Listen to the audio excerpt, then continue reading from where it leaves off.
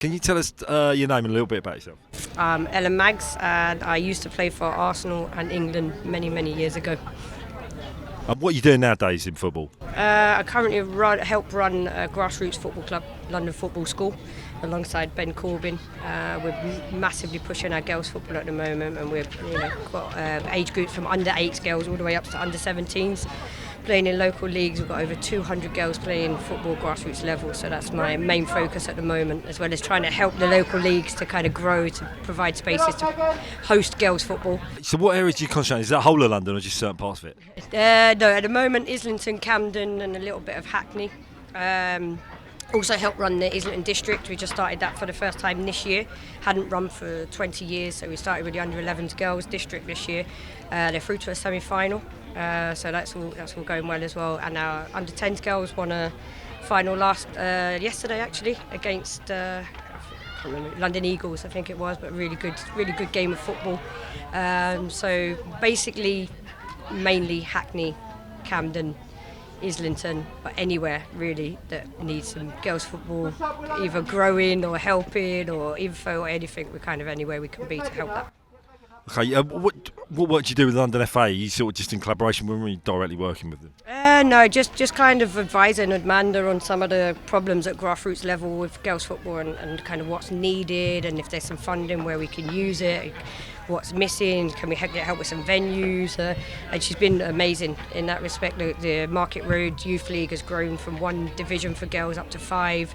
Regent's Park are about to grow again and potentially cater for under 9s all the way up to under 18s. Same for Hackney Marshes, and that's all happened in the last few years through Amanda, kind of reaching out to people and saying, what do we need, how can I help? So yeah, just an advisor, I guess. How different is the pathway now for girls who want to get into football to when you did it?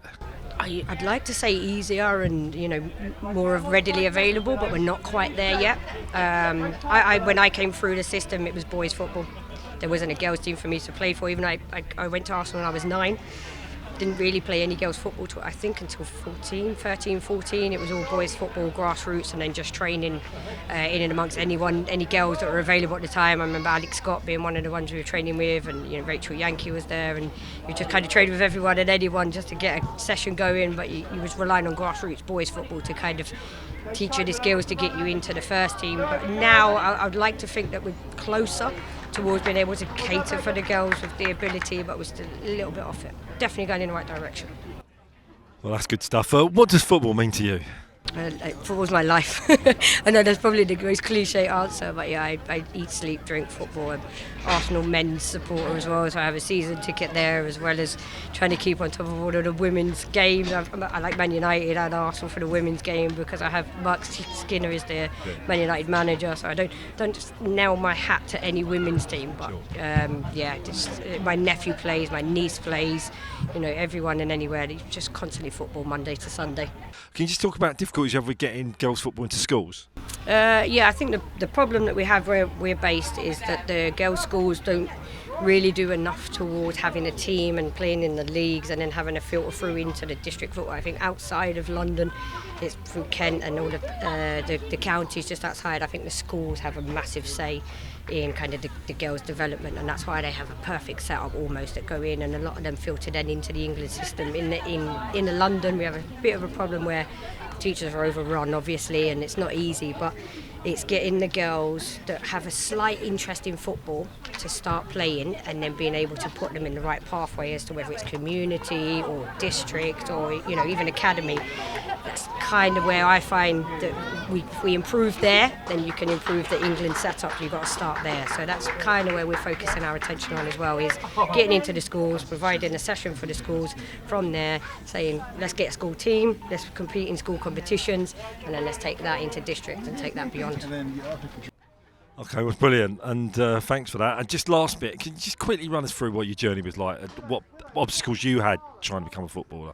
Yeah, I mean, apart from the fact that there was no girls' football all the way through, I had to pretend to be a boy to play in the boys' teams. I had to cut my hair short, all of any player you ask in my era went through a similar thing.